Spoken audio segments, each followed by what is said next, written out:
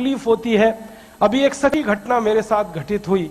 मैं एक दिन कानपुर गया था भारत स्वाभिमान की सभा के लिए। तो कानपुर के रेलवे स्टेशन पे उतरा। उतरने के बाद शहर में बाहर आने के लिए नीचे पुल पर से उतर के आया तो एक छोटी सी चाय की दुकान थी। उस पर एक बेटी और एक माँ और एक छोटा सा बेटा आपस में बात कर रहे थे। वो क्या बात कर रहे थे? वो कह रहे थे, माँ हम गरीब क्यों हैं? तो कान में मेरे शब्द पड़ गए। मैंने कहा ये इस तरह का प्रश्न कोई अपनी माँ से पूछे तो मुझे लगा ये कोई साधारण लोग नहीं है, कुछ तो इनमें असाधारणपन है। चल के पूछा जाए कौन लोग हैं, परिचय लिया जाए। तो मैं गया उस दुकान पे, मैंने पूछा आप लोग कौन हैं? तो उन्होंने कहा कि हम तात्या टोपे के परिवार के लोग।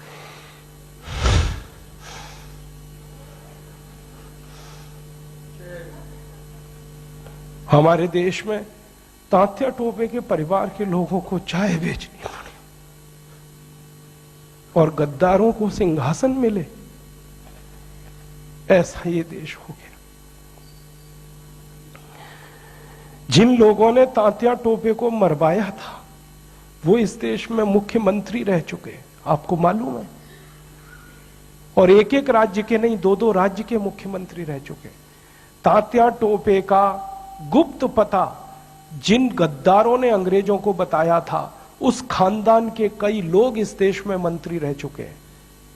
झांसी की रानी लक्ष्मीबाई को जिन्होंने मरवाया था वो इस देश में मंत्री रह चुके हैं। और तात्या टोपे जिन्होंने जवानी लगा दी देश के लिए, उनके परिवार के लोग चाय बेच रहे। ये देश है और ये अब बर्दाश्त नहीं होता, और ये बर्दाश्त होना भी नहीं चाहिए किसी को। क्यों बर्दाश्त होना चाहिए?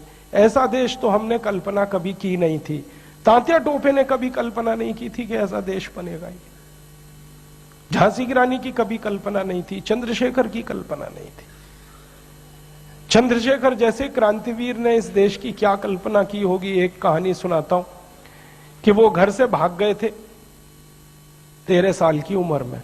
माता पिता बहुत गरीब थे, खाने को घर में नहीं था, घर छोड़कर भाग गए, बनारस आ गए, क्रांतिकारियों के संगठन में शामिल हो गए। और उसी संगठन ने थोड़े दिन के बाद काकोरी कांड किया था और खजाना लूटा था।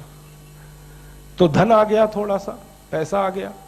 तो चंद्रशेखर को उनकी मां और पिता का संदेश आया कि जो पैसा तुम्हारे पास आया है इसमें से कुछ हमें भी दे दो, हमारी गरीबी में काम आएगा। तो चंद्रशेखर अपने माता पिता के पास गए थे और एक ही उत्तर दिया था कि मेरी रिवॉल्वर में 2 गोलियां हैं, पैसे तो दे नहीं सकता, ये दोनों गोलियां दे सकता हूं। ऐसा देश चंद्रशेखर का, ऐसा देश तात्या टोपे का अब लुट रहा है।